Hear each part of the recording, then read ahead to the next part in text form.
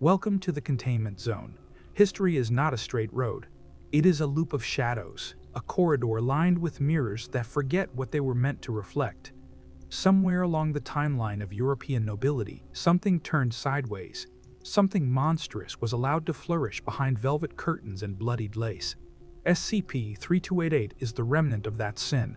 It is not merely a species, it is a legacy, grotesque, regal, and hidden beneath the rotting teeth of tradition. They called themselves royalty, but they were not kings, not really. They were what came after the banquet ended. The descent began in silence. The stone staircase spiraled downward into the bones of the city, winding through crypts forgotten even by the dead. Task Force Sigma-9, Bastard Sons, had tracked the anomaly to this underground chamber beneath the Schönbrunn Palace, following scattered reports of missing persons, drained cadavers, and whispers of old blood feasting.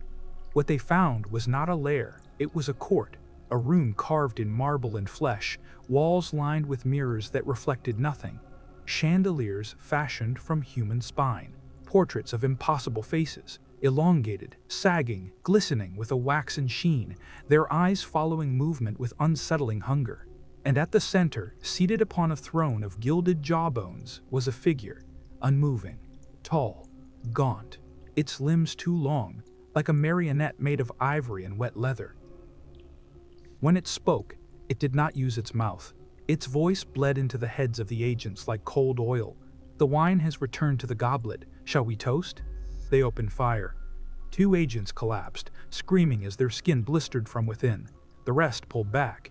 The figure did not rise. It simply watched.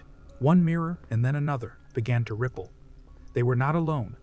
SCP-3288 instances began to emerge, not in a rush, but in a procession. Dozens of them, wearing ceremonial robes soaked in brown stains, eyes pale and milk-blind, teeth mismatched and protruding like broken keys. They walked with the confidence of those who have never known defeat. They smelled like aging butter and rot. The Foundation later classified them as Homo sapiens descendants, a grotesque offshoot of nobility sustained by inbreeding, ritualistic cannibalism, and anomalous longevity, a breed that had hidden itself in the cavities of aristocratic Europe for centuries, feeding on those who would not be missed. Their biology was wrong. Their minds were worse. The mission was considered a partial success. The agents retrieved one of the aristocrats. He was contained at Site-81. He spoke when he wished, with eloquence and laughter, quoting Shakespeare and French opera. But his hunger could not be reasoned with. They said he could smell fear through concrete walls. They said he sang lullabies through the air vents. They said that if you listened long enough, you'd forget what your face looked like. "The flesh must remember the blood," he whispered one night. "And the blood must remember the throne." Containment protocols were rewritten more than once. Standard humanoid cells proved insufficient. The first specimen, later dubbed Archduke Drechel, chewed through reinforced restraints with teeth that had no clear biological limit. His jaw unhinged like a serpent's, and when sedatives were increased, his internal organs shifted to bypass chemical suppression. X-rays showed overlapping skeletal growth, spurs of bone that moved autonomously beneath his skin, curling like the roots of an old tree. His lungs whistled, even while idle, like a distant flute echoing through caverns. He required 3 atmospheres of pressure just to sleep. It was Dr. Kessler who noticed the rot on the back of her own hands after weeks of observation. Skin flaking, nails softening. Her blood tests showed signs of aggressive anemia, though she'd been taking iron supplements.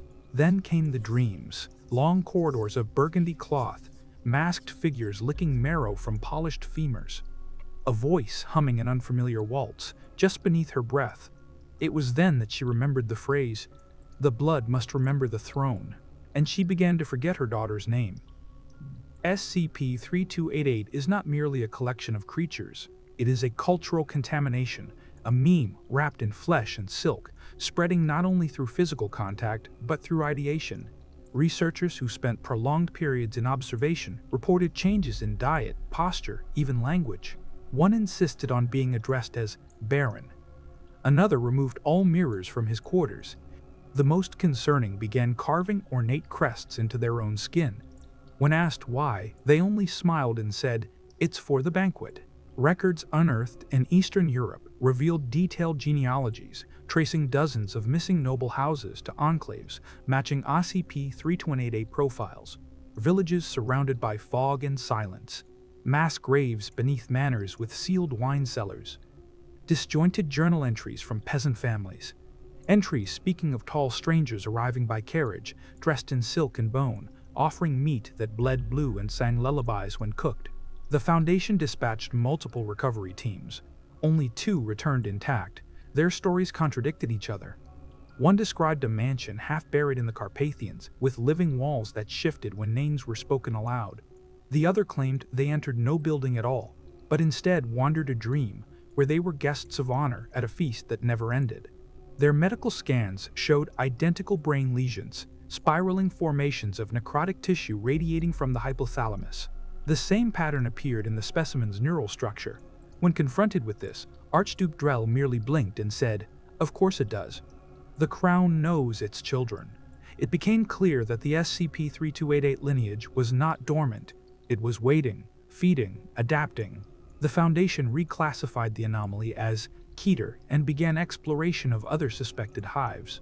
But the aristocrats were always one step ahead. They knew how to disappear. They had been practicing for centuries. "What was buried is never forgotten," he muttered, "and what feeds in silence will rise in song." There are maps in the Foundation archives that cannot be unfolded without gloves, not because of age, but because the ink weeps. These maps track migration routes, not of species or cultures, but of appetites. The movement of families whose names were stricken from noble registries, whose estates were erased from all cartography except those drawn by trembling hands and kept under lock in Site-77's restricted archives. One such map led the Foundation to a forgotten corridor beneath Vienna. The tunnel system had no official record but stretched for kilometers. There were rooms sealed with wax, chambers littered with antique furniture too large for modern human proportions. Scratched onto one armoire was the phrase, "To know the marrow is to know the self." And it was here that Task Force Delta 44 found the Duchess. She was suspended in a mesh of muscle and ivory, like a spider nesting in a cathedral. Her body was thin, but her limbs were not, elongated, spiraled, moving with the grace of someone rehearsing for a performance no longer remembered. When her eyes opened, they were black from lid to lid, no sclera, no iris, just pupil. And yet she saw. She smiled when she did. She spoke to the agents, not in words, but in echo. One member began weeping immediately and placed their firearm on the ground. When questioned later, he said she had sung a lullaby that his grandmother used to hum, but in a language he'd never heard before. Another began to consume fabric torn from the Duchess's own garments. He did not stop until sedated. Genetic analysis of the Duchess revealed similarities to other SCP-3288 instances, but with critical anomalies.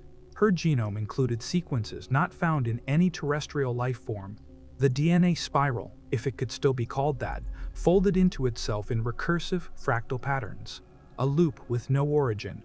It was no longer evolution. It was recitation.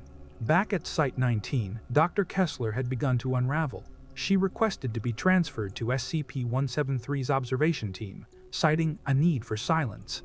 But even in silence, the hunger whispered. Transcripts from her final logs mention a recurring vision, a long banquet hall with rotting chandeliers and an orchestra composed of stitched-together nobles, playing an instrument made of fused jawbones. "I am not myself anymore," she wrote, "but the throne has a memory and it waits to be seated." Other researchers began compiling a new theory, that SCP-3288 is not just the result of inbreeding or isolated mutation, but part of a purposeful ritualistic design, a philosophical engineering of flesh, a culture that sculpted itself into what it believed to be perfect nobility through pain, isolation, and consumption. They do not consider themselves monsters. They believe they are refined, and this belief is infectious, not biologically, but cognitively. Site-117's head of containment, after reading the latest report, requested that all mirrors be removed from his quarters. When asked why, he replied only, "If you see them in yourself, it is already too late." It is no longer known how many 3288 cells exist across Europe, or how many bloodlines remain hidden in plain sight. The Foundation suspects diplomatic immunity. Offshore banking and ancient alliances have shielded entire families from scrutiny. Some rumors claim that at least 3 Foundation administrators descend from these lines, though no proof has yet been found. But proof is not always necessary, because when the blood remembers the throne, it does not ask permission, it opens the door. And the banquet begins again. There are castles in Europe no one speaks of anymore, not because they burned, but because they still stand. In 1974, Foundation reconnaissance planes captured aerial photographs of a Baroque estate deep in the Carpathian Basin. The structure was not marked on any map. Satellite thermal imaging revealed active heat signatures, hundreds, maybe more, but no roads, no vehicles, no power lines. The report vanished into administrative limbo. 20 years later, the same region sent a coded transmission, 16 digits repeating endlessly. Decryption yielded a fragment of a 6th century imperial anthem, transposed into frequencies mimicking a human scream. It was then the Foundation sent MTF Tau 9, Bellbreakers, into the ruins catalogued as Schloss Unterstein, a location believed to house a hidden cell of SCP-3288. They never reached the main hall. At the 5th sub-basement level, comms were lost. Before the feed cut, the last transmission was a dim, flickering image of what appeared to be a lineage mural, covering an entire vaulted wall. Depicted were hundreds of human figures, grotesque in proportion, elegant in posture, standing behind an ancestral tree made of intertwined human spinal cords, roots dripping marrow. At the base of the tree was an inscription, engraved in Latin, Quod natura refugiet, nos implectimor. What nature rejects, we embrace. It was more than a motto. It was a statement of intent.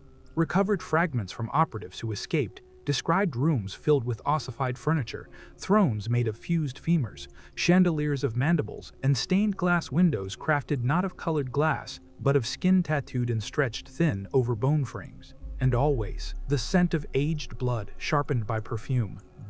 The SCP-3288 who met them were not feral. They bowed. They addressed them as envoys of the lesser blood. They offered wine, still warm. What followed was not combat but a feast. One Foundation operative sat at the table for 11 minutes before blowing their own brains out. Autopsy revealed nothing in the bloodstream. No toxins, no neural implants. Just a smile, carved into the inside of their cheek with their own teeth. It is now understood that SCP-3288 does not simply reside in forgotten places. They engineer them spaces designed to host rituals of decay, echoes of grandeur, and the slow transformation of the self. Reports detail corridors that reorient while being walked, hallways that tighten when trod by outsiders, walls that bleed if disrespect is shown. One operative found a nursery. It was empty save for the scent of iron and a large, ornate bassinet. Inside it was a set of gloves, carefully tailored to fit hands with 6 fingers and double-jointed thumbs. There was also a diary written entirely in mirror script. The diary belonged to Baron Udold, a previously unknown SCP-3288 patriarch. It details in excruciating detail the doctrines of internal nobility, rituals of flesh-shedding, philosophical inbreeding to preserve not merely blood, but belief, and meditations written while being flayed alive, voluntarily, by a lover priest. It ended with a phrase, circled repeatedly. Rot is not the opposite of life, it is its crown. That phrase would begin appearing in unrelated Foundation reports, scrawled in the margins of research papers, encoded into unrelated SCP documentation, even whispered during sleep by unrelated personnel. Entire departments were rotated. Back at Site-19, Dr. Renkova began displaying symptoms consistent with long-term exposure to cognitohazards. She would hum lullabies in languages no one could recognize, and at one point was found etching family crests into the soles of her feet with a scalpel. Interview logs showed her repeating a single line, "The table remembers your place, even if you forget." She died 43 hours later from acute marrow liquefaction. Post-mortem scans revealed a small bony crown growing beneath the top layer of her scalp. She had never left the site, and yet the throne had reached her. Now, Foundation protocol includes scrutiny of all ancestral records for staff assigned to SCP-3288. Tracing lineage is no longer a matter of formality, but of survival. For blood calls to blood, and memory is not stored only in the mind. The banquet remembers, and if your name is among the old, it will whisper to you. There is no documented lineage for SCP-3288, no point of origin. only concentric ripples of their presence, growing outward from dark corners of aristocracy, lingering in the folds of empire and beneath the cracked ivory smiles of extinct monarchs. They are not a footnote to history. They are its unrecorded author. In 2011, during a restructuring of Foundation archival records, Dr. Gali uncovered a set of forgotten microfilms indexed under Operation Deep Marrow. The footage, never reviewed, never classified, was extracted from a failed Foundation infiltration into an underground enclave in northern Austria. The recordings, although degraded, offered undeniable evidence of a functioning subterranean city, a place known in whisper as Heimslechte.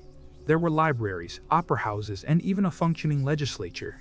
The city operated on a clockwork schedule of rituals, purification cycles, and parliamentary debates held by SCP-3288 instances wearing powdered wigs, embroidered robes, and ceremonial bone jewelry. Each session began with the same phrase, "Let the vial ascend," and ended with, "The banquet awaits those who hunger for their name." Inhabitants were observed to worship decay as divine, not merely tolerating it, but enhancing it. Aged members of their society were not discarded. They were preserved, not embalmed, but biologically re-engineered to survive in varying stages of putrefaction, capable of offering ancestral counsel through wheezing breaths and bone-conducted speech.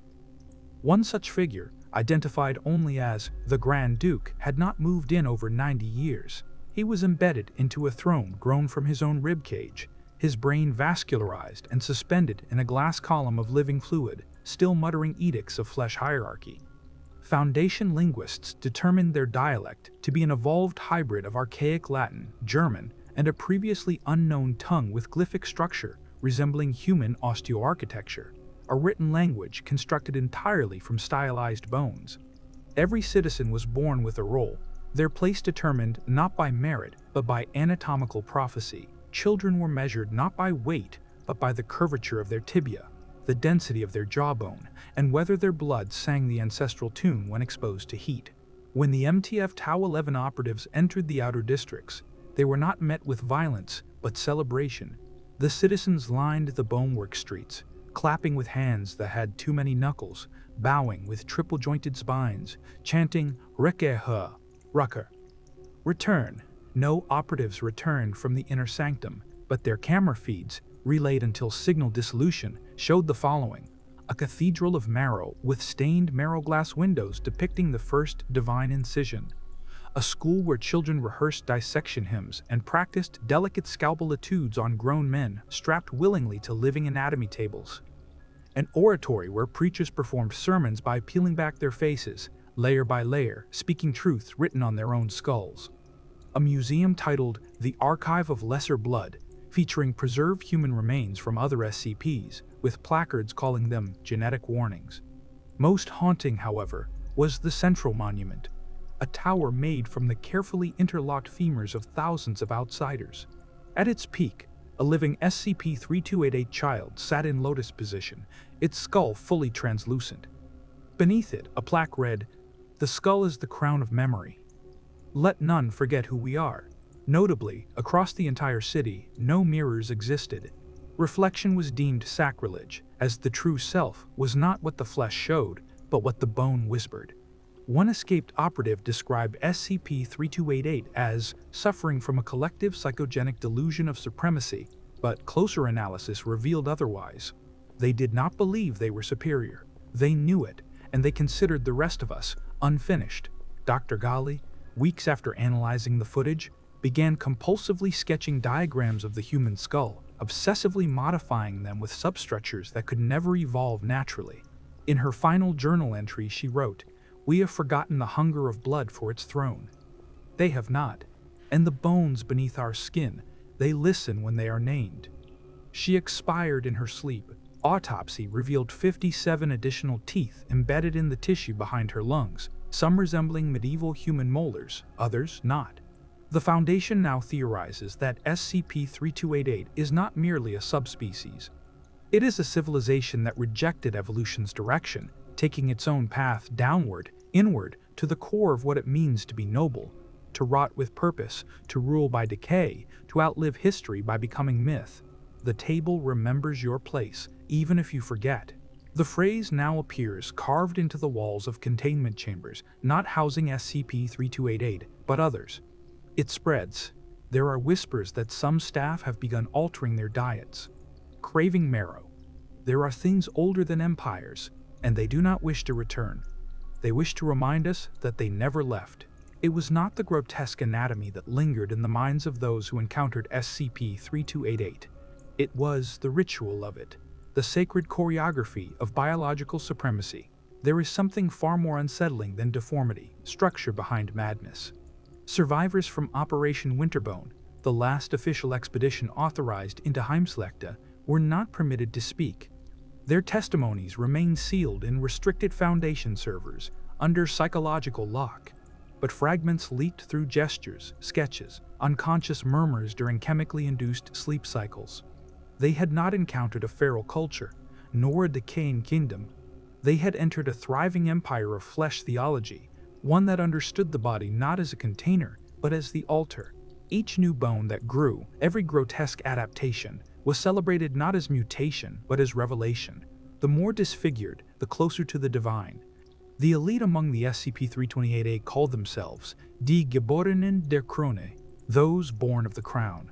Each bore cranial modifications, horn-like protrusions carefully crafted through generations of selective inbreeding, trepanation, and anatomical redesign.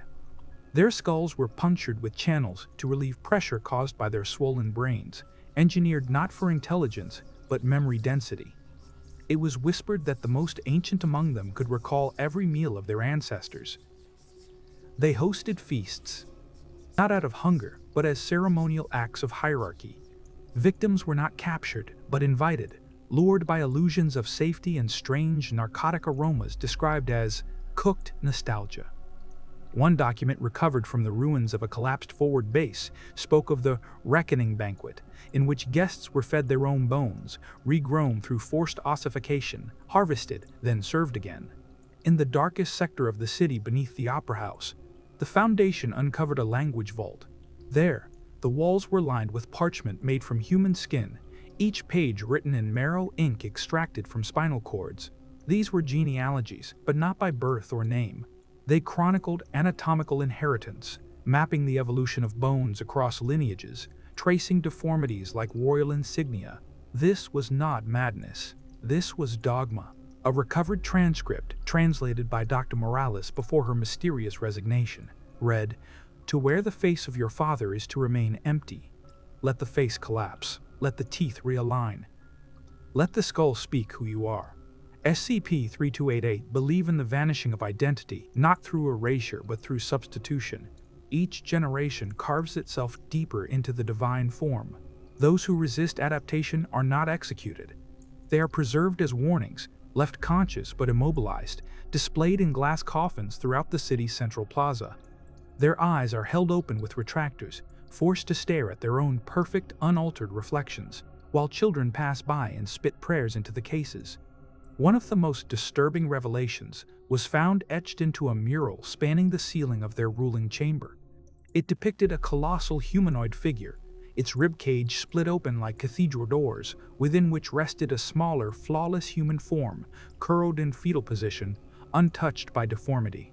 Around it, dozens of 3288 figures bowed and wept, breaking their own fingers in acts of repentance. The mural's caption, loosely translated, read, "The shame of origin, the curse of the clean skull. To them, we are the deviation. We are the aberration." Not once in their records do they refer to us as humans. Instead, they call us those who stopped becoming. Their hatred is not born from fear, but from sorrow. We are not rivals, we are disappointments. After prolonged exposure to recovered SCP-3288 environments, several Foundation agents began exhibiting subtle physiological changes: increased bone density, calcified tissue in the fingertips, jaw stiffening, and, in one instance, the sudden regrowth of lost teeth. These phenomena were initially attributed to residual anomalous influence. However, further tests proved no lingering mimetic or biohazard agents remained. Something far more insidious had occurred. The city had not infected them. It had inspired them, and when questioned, each agent gave the same cryptic explanation: "The table remembers your place, even if you forget." Dr. Elwood, tasked with long-term observation, disappeared 3 months into the project. His chambers were found gutted, walls lined with hundreds of skeletal diagrams, drawings of deconstructed human forms evolving into towering skeletal deities. One, in particular, bore his name carved into the ribcage of the figure, encircled by 3 words written in dried marrow: "Soon we molt." The phrase now appears as graffiti near containment zones, scrawled by hands that do not belong to any known staff. There is no known exit from Heimslechte, only entrances, and more are appearing under hospitals, behind cathedrals, within ossuaries, sometimes even beneath Foundation sites. There are whispers beneath the steel grates, and the pipes have begun to smell of something warm, metallic, familiar. Perhaps it is blood, perhaps it is memory, or perhaps it is the bones beneath our skin, remembering what we chose to forget. There are cities we forget, not because we want to, but because the memory itself becomes hostile. Heimslechte is one of those, or perhaps the first of them. When the Foundation initiated Protocol Ostium Collapse, an irreversible sequence designed to bury the entrance beneath a controlled tectonic collapse, it was not out of desperation, but fear of recognition, because the more they observed SCP-3288, the more they saw reflections in the monstrous. Not just echoes of ancient cruelty, but intentions too close to home. The mission logs reveal fragments, enough to understand that Heimslechte is not merely a location, it is a rehearsal space. The SCP-3288 are not a failed branch of humanity. They are an alternate future, rehearsed in secret. They represent not degradation, but perfection, carried too far, too deep. A play performed in blood and cartilage, awaiting its turn to take the stage of our world. Every action within Heimslechte, from breeding cycles to architectural design, is guided by the principle of biological exaltation. Their spires are shaped like vertebrae. Their cathedrals ring with the chimes of calcified jawbones. Their schools teach the politics of marrow, the theology of mutation. Pain is pedagogy, and beauty, true beauty, is measured in the complexity of deformity. One recovered diary, believed to belong to a 3288 initiate, outlined the stages of transformation. The first stage is denial. Shaving bones, wearing prosthetic masks, disguising the truth beneath makeup and speech. The second is acceptance, cutting into one's own limbs, guided by ancestral blueprints. The final stage is exaltation, the moment one can no longer distinguish hunger from holiness. The Foundation failed to destroy the city. They buried it, yes, but too late. By the time Protocol Ostium Collapse was executed, 23 unauthorized ingress points had emerged across European soil, each adorned with engraved bone fragments that pulsed faintly with biological heat. These entrances vanish after 3 days, but in those hours, people disappear. Locals report shadows with too many joints. Children whisper about a place underground where the bones whisper back. One phrase has begun recurring in unrelated psychiatric reports filed across Foundation-operated facilities in Eastern Europe. We are the rehearsal. They are the premiere. The implications are staggering. If the SCP-3288 are not an accident but a parallel resolution of our own evolution, then the containment isn't about keeping them locked away. It's about delaying a biological inevitability. Recently, during routine surveillance, Dr. Beckett recorded herself sleep-talking in Old German, a language she did not speak. When translated, the audio revealed a mantra repeated 16 times. The belly remembers. The bones remember. You do not.